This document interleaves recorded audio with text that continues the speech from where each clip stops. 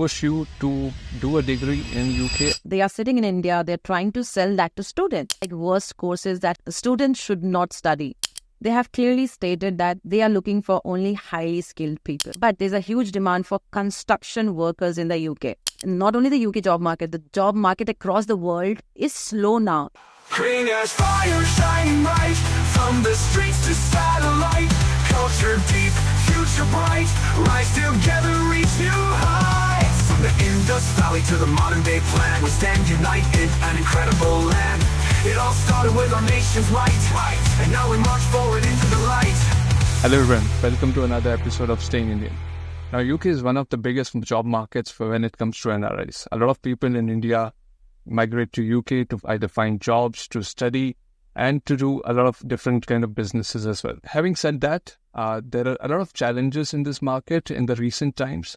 And I have someone very special, Sarika, who is covering these challenges as well as new opportunities which are coming up in UK. We know more about the jobs in UK, the job market, and how you can find jobs. What are the tips and tricks? I'd like to welcome you, Sarika. Thank you, Gaurav. Thank you very much. So, Sarika, you have been in UK for quite some time. You started your Knowledge Buddy website, and you have a lot of social media presence wherein you kind of help people to find jobs in UK. Can you tell us more about your Knowledge Buddy? Yeah, sure. Okay, so I moved to the UK like 14 years back. So I'm a typical IT girl working in IT. I started my journey as a developer and gradually moved to different roles. I moved to consulting industry and then I moved into lead business analyst role. So I'm currently working for the largest tour operator in the UK. And during the COVID time or just after the COVID time, I was being followed in my office, which meant I was not needed for the job, but the UK government was paying us the salary, which meant I had a lot of extra time to do something. So I wanted to channelize my energy, my knowledge and experience in a fruitful way. And that is how Your Knowledge Buddy was produced. I created this YouTube channel. And of course, it was my husband's idea. It was not my idea. And till now, I say to people that I'm just an accidental YouTuber. It was never on my radar and never planned. It just happened. And when I started creating content about UK, there were not too many people who were making videos around it. And I think people loved it, or they loved the knowledge which they found in my videos, which was not easily accessible to them. So that's how Your Knowledge Buddy started. And then, of course, I started with my Instagram as well. I didn't know how to operate Instagram, but gradually I learned, and I'm still learning both the platforms. And I make, nowadays, I don't even cover only UK, but I also cover other countries as well, because of the demand and the comments that I receive from my audience. So I try to cover the success stories. People, around 80 to 90 people have seen my videos and they got job directly sitting from India. I've already interviewed them on my channel. I make videos about the scholarships. I make videos about the students, the job market. You name it and everything you'll find on my YouTube channel, Your Knowledge Buddy. So in short, that's about me. Yeah, definitely. I've seen your videos and they are Knowledge Buddy indeed. So, you are also working with a lot of different individuals across the globe now. So, yeah, I mean, a lot of good information is there. Do check it out. But, right off the bat, if I ask you, what are the key challenges NRI is facing in UK to get into a job market? Oh, so the biggest thing that I have seen so far is the experience. They don't have the correct experience. So there are two things. There's something called as experience versus relevant experience for the job you're applying. Most of the people I interact with, like the students or any immigrants who are in the UK, they lack the relevant experience needed for that job. And the biggest mistake that students are doing, they just finish their bachelor's and they move to the UK to do their master's, thinking UK is a degree-based market, which is incorrect. UK is an experience-based market and not a degree-based market. Even though if you have a bachelor's, but you have a relevant work experience, you will land a job and you will eventually land a visa sponsorship job. So what you see in social media is actually not the true picture. If you talk to the right people, you will get to know they're landing job because they have the relevant work experience for the job. And most of the people who talk negative about it, because they did not do enough research, they came here, just did a master's thinking they will get a job or they will land a visa sponsorship job. So if you have a relevant experience for the job you're applying, I will say eventually you will land up a job. Maybe it will take some time because you don't have a UK experience on your CV, but there are certain hacks, how you can add those experience on your CV. And eventually, once you upskill and do the right thing, have a right strategy, you will land a visa sponsorship job. So answering back to your question, it's the experience versus the relevant experience is missing for the people and the immigrants. That is where they are struggling. Indeed, I've also seen a few, seen a lot of people who have faced this kind of a issue wherein they come in for a degree, master's, and they are struggling to find a job. And you rightly put it, it's a experience market, not a degree market, right? I think there is also a communication or there are a lot of advocates who would push you to do a degree in UK, and then they kind of sell you the dream that you'll land up with a good job as well. Yeah, because those advocates, they don't know the job market here. They are not here. They are sitting in India. They're trying to sell that to students, and students are blindly following them. However, now because of the YouTube channels, not only my channel, there are other people as well making videos. Now students are becoming smart, and I have seen that people are taking a better decisions than what they were taking 3 years before. I can already tell you I have data because the students were coming 3 years before versus now they come to me now saying, I watched your YouTube video. This is what you said. This is my profile. Do you think I will have a chance? My counselors are pushing me for this because it's an easy course, I'm getting better answers now. People are more informed. So again, this is a message for all the counselors. I think before misguiding students, they should have a thorough knowledge of UK job market and guiding them in the right direction rather than thinking how they can grow their business. Exactly, and I think it's a more commission-based game as well. So the more students that they send, the more commission that they earn. So unbiased platform like yours, mine as well. So I did a job market podcast in Germany. That is one of the most watched videos for me. So you can watch these kind of videos before you actually, think of which country I want to move to, which kind of jobs I want to do. What I have started doing is I have started making videos like worst courses that students should not study. Made for UK, and people have started watching it because they are the one who are commenting and saying, hey, my counselors are pushing me for this. Should I not do it? Why should I do it versus not do it? I think now they are more aware of what kind of jobs are in demand versus what they knew like a couple of years before. So yeah, indeed, and I have this theory, you know UK job market better, so tell me if I'm wrong. Even the government is allowing a lot of students to come in so that even if they do not get a good job, they would end up doing low-wage jobs as well because they are facing major of the crunch in the low-wage job rather than the highly skilled section. My answer, I don't know whether this will be controversial, but UK government, they have clearly stated that they are looking for only highly skilled people. However, they have not closed the graduate visa. For example, if you're coming here to for a UK one-year master's course, you will be given a graduate visa, which is for 2 years. And they know when students move here, they will be doing their part-time jobs and they will be taking those low-pay salary because they want those jobs, just to run their home or pay their tuition fees. So they're not going to stop it. And they are benefiting from it. If you look at, there were so many articles in the UK like a couple of months ago and even last year. When they stopped the dependence from this year for master's course, they could see the decline in the number of students who are coming to the UK. And that did have an impact on the UK universities. There's so many articles that the professors have to lose their job because they're not even enough students coming. And not only one university is impacting, there are a couple of universities. And there's so many articles around it. There was already, I believe they wanted to kind of appeal back to the government to do something about it because people were losing jobs. Universities were not able to run properly because they did not get the funds which they had forecasted for international students.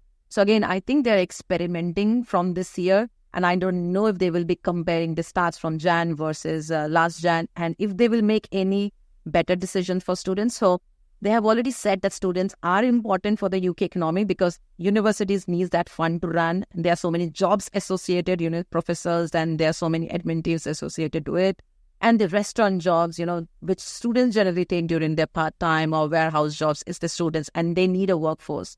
And after Brexit, they don't that labor, that cheap labor that they used to get before Brexit. So yes, students come and fill that gap, but they also don't want those students to be here for longer. That's why they are making strict rules. They are saying, if you want to stay here for longer, you need to get a better salary, you need to get into a better job, and those jobs are highly skilled jobs. Yeah, and I think it's a perfect kind of solution wherein you get a good cheap labor which pays for staying in UK as well. So, but yeah, moving away from that, UK government is pushing for skilled immigration, which is cutting into British jobs as well. And you see a decline. If I can show my a graph here, you see a decline in job vacancies from COVID times till now. So how does NRI folks navigate through this, where you see we have to compete with the Britishers as well, and there are less job vacancies to do that?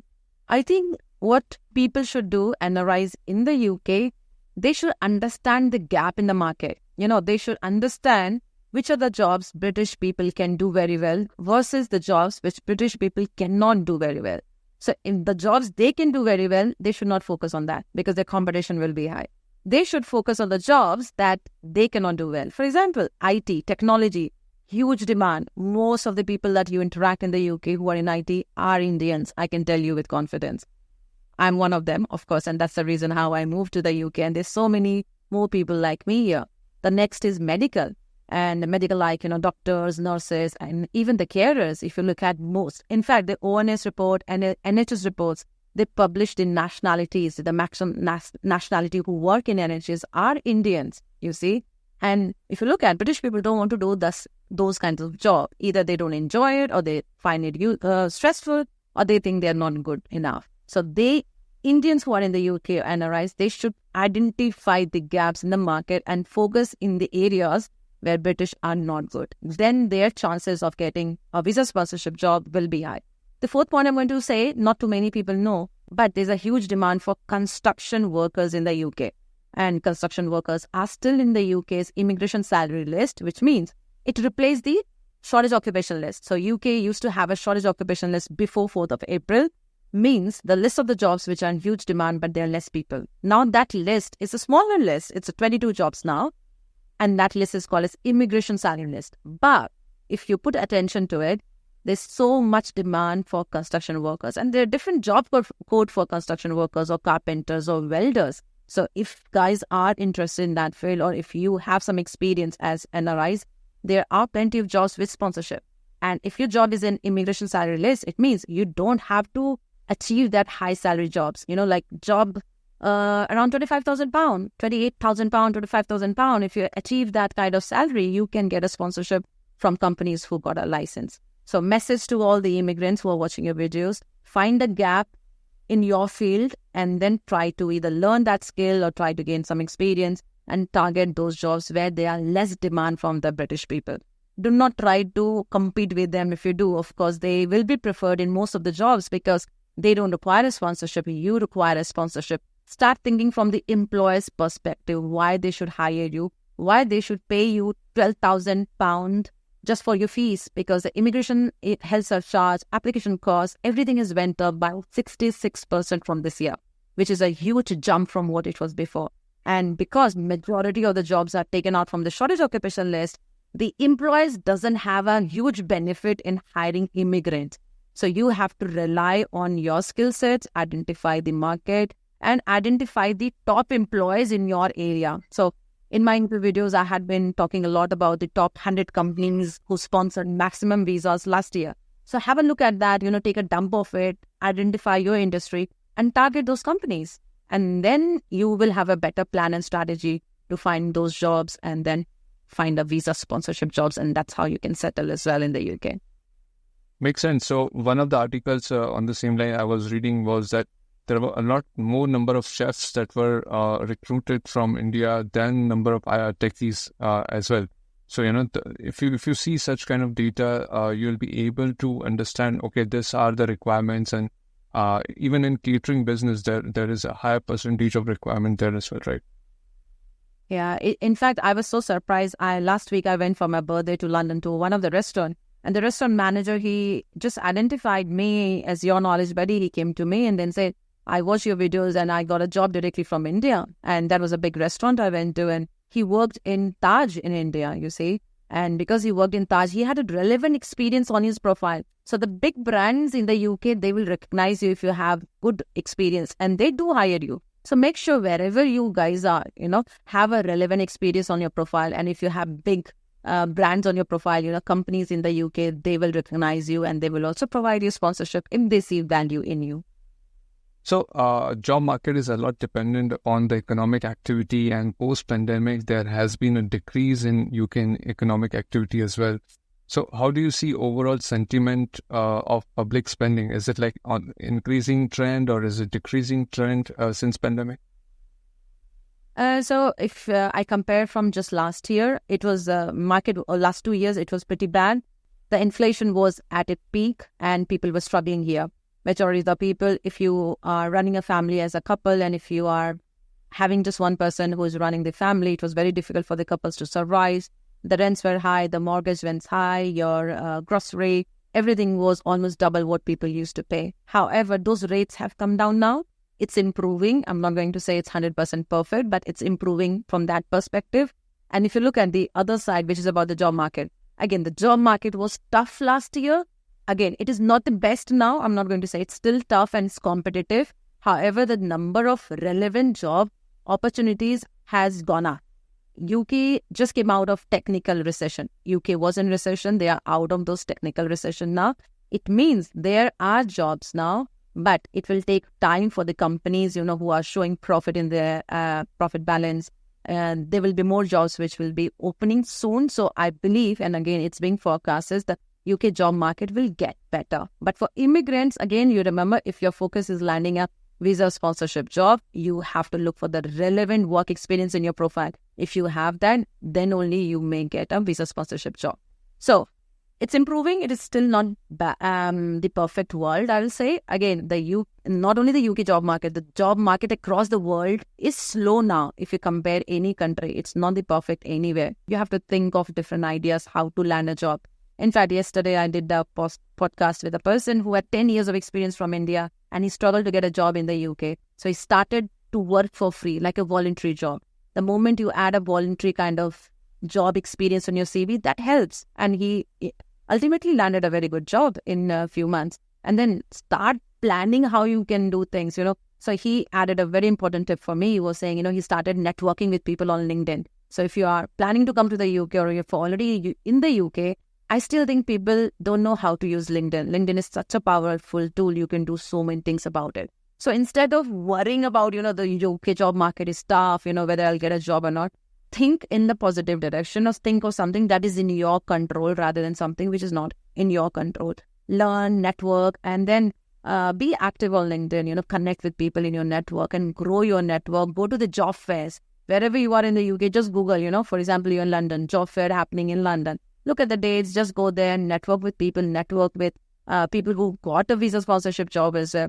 Again, on my YouTube channel, I have interviewed 80 people. Everyone provide their LinkedIn profile. Everybody provide their email ID. I don't know how many people are going out to them and asking for help. So look at the brighter side. Things are tough, but if you plan accordingly and there are chances for you that you will land a job and also visa sponsorship job. So if I send like 10 messages on LinkedIn, I get replied to like 7 or 8 easily. So, just try to reach out to people. That's a good point. And do some kind of research. There is a lot of data available on ONS site where you can find out how job market is developing. And, I think the points to be taken are that it's improving, but it's competitive. So do your research, right? So from job market point of view, if you move on to, let's say, when you identify certain opportunities, you go for it, you are called for an interview. And there are a lot of differences when you are appearing for interview in India or in any other country. In UK especially, what are some of the cultural differences when you should kind of keep note of when appearing for interviews? Oh, the first thing I want to tell you, people should learn to do small talk. So what is small talks? Basically, for example, if you join if it's a video conference call or if it's a face-to-face, hey, how are you? So how the UK people will ask you all right? That is the way. In Hindi we say, bhai tum theek ho? The way we say that, they will say you all right? So you have to understand and then also reply back to them. And then their common topic is about the weather. People love to talk about weather. If it's sunny, they will talk good about it. If it's not sunny, they will talk about how depressing it is, So learn to talk about the weather. The next thing that they talk is the football. Like for Indians, cricket is everything. I didn't know much about football, but now I know it, I follow it. So if you make them feel that you understand their, weather or culture, their preference, their, games, get involved. If they feel that you understand them, they will include you within those conversations. It means they have accepted you. So you have to try your hard luck to be part of that inclusivity. If you think you are included, they will like you. If they like you, they will go to any extent to keep you. So that is the first thing I'm going to say. All the immigrants, I know a lot of students are struggling because they don't have the small talks. They cannot communicate. So I will say practice it. Practice with people around you. Go to small pub, bar, talk to people, anyone around it, practice it. You're all right, small talks, and then you will become better. The second thing, I've never ever seen this in India when I was working. There was nothing called as HR round. But here, when you have your interview, generally you will see there are 2 to 3 people who will join in the interview and they all will be making notes. So before the interview, what happens? For example, when I hire business analysts in my team of product owners, I will also invite my colleague who's a lead business analyst, so to get his opinion. And I also have HR person. So we'll be 3 people in the panel. We will already decide the questions, it's like 7 questions that we're going to ask you. And during the interview, we 3 will be also marking your answers and then we'll be rating you, say, out of 5. And at the end of our interview, we'll be kind of collecting our points to see whether you did better. So that there's something called as, they are looking for answers in a technique which is called a STAR technique. So what is STAR technique? They will give you a situation. You will have to think in a STAR technique. S stands for situation. You have to explain the situation. What was the task assigned to you? You have to explain that task. What was the action you took out of it? And then what was the result of that situation? Whether it was positive or negative doesn't really matter, but you have to tell them the answer or the result of that situation. So if you try to cover all this STAR technique in your answers will be fully complete. So most of the time that we see, or the recruiters see, or the hiring managers see, that people don't complete their answers fully. They may just start with ST maybe. They don't talk about the action. They don't talk about the results. So if you follow that pattern, and you have to practice it. I was terrible with interviews because I came from India. I didn't know how to interview here. I didn't do very well. So what I used to do, I gathered all those interview questions. If you go to Google now and with ChatGPT, you will find a lot of questions already. In fact, yesterday I did a webinar on UK. I have already filtered out 70 UK interview questions and answers, and I have shared with my people. So those questions, if you practice it before you interview, or practice from today, you'll master it before you interview. And you will get better. And the third thing which I'm going to tell you, not too many people know. There's on Glassdoor, there's interview questions from each company. For example, say if you have interview from Google, if you just go to Glassdoor, interview questions, you can filter down with the name of the companies in Google. Then you can see which are the interview questions, which was answers by Google or any company. Maybe the data is not available for small companies or medium-sized companies, but definitely for the top companies, you will also land interview questions. So you can see which were the questions being asked and how it was answered. Well put. From on the point of the small talk, it's not just also about, getting through the interview, but if you're going to live in UK, right, it's good to know about the weather as well. It's sometimes very depressing, you will not get the sun. So once you start living, you will also, talk about these things naturally. Football is very big, so you would like to watch some games with your colleagues. So it's good to know about that as well. So I think it's very well rounded up answer. So Sarika, a lot of studies recently show that in tech sector jobs in UK, Indians are doing well in management positions as well. What do you make of it? If you talk about just the tech, I'm going to say Indians are ruling it. They are almost everywhere in any kind of companies you talk about, whether it's a service-based company, product-based companies, whether it's a small-size company, medium-size, or big companies, you will find Indians everywhere. That's what I said. If you are in the technology side, you can get a visa sponsorship job, and then also you can end up with a high-paying salary. But remember, when I say technology is huge. So there are 2 sides of technology. One is called hardcore technical side. One is called non-technical side. If you're into hardcore technical side, say you are architect, you are into cloud engineering, you are into DevOps, or you're a full stack developer or a developer kind of role, data scientist, data analyst, there's a huge demand for you. However, if you look at the other side, which are not hardcore technical, like say project manager or scrum masters, or even say business analyst, which does not include the technical side, then the demand is little less as compared to hardcore technical roles. But it doesn't mean there is no demand at all. There is demand. But remember, like I said in the introduction, you have to look at where British people are not good at. The hardcore technical sides, they don't want to do that part. That's why Indians are ruling it. But if you look at the non-technical part, for example, project management, British people are very good with project management, planning, strategy, and communication. They are one of the best I have worked with. I'm going to say that with confidence. And that's how I have learned as well. So if you're Indian or you are NRI watching this video, if you think you have some technical flavor, I will advise you guys to stick to technical rather than non-technical, because your competition will increase with the British people for Scrum Master, Agile Coach, or Business Analyst kind of roles. So yes, so technology, huge demand. But let's talk about the management. You said the management. I have not seen too many people climbing the ladders very quickly to the management roles. But depends on the industry. For example, if you're in consulting industry and you have a huge experience working with, say, Big Four, or if you have big brands on your profile, then you may climb the ladder. Yeah, and I think a clear and transparent communication, as you said, is much appreciated.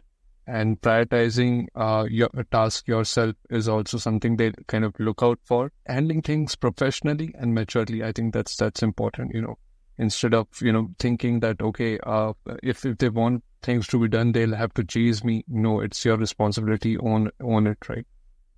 Yeah. So it's good. We kind of have discussed a lot of different aspects. So do you want to share some kind of tools that people can use to either learn these kind of things or apply for jobs, find out jobs?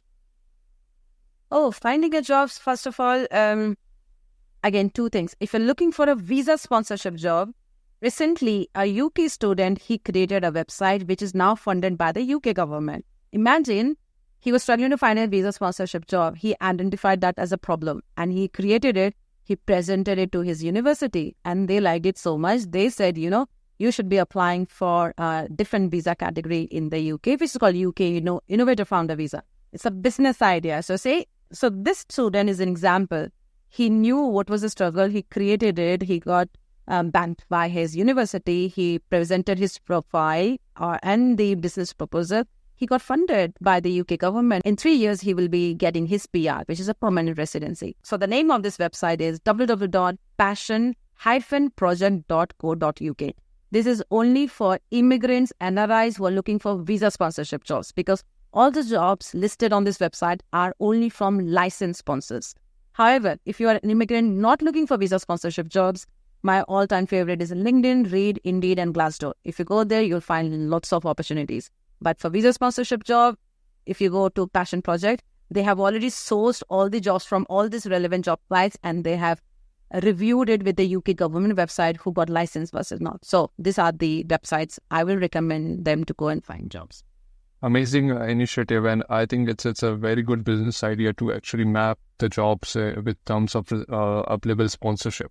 Okay, so I think that as you also highlighted earlier, right, the Indians are one of the favorite when it comes to techies. What are the other industries or sectors that Indians could target when they are looking out for jobs?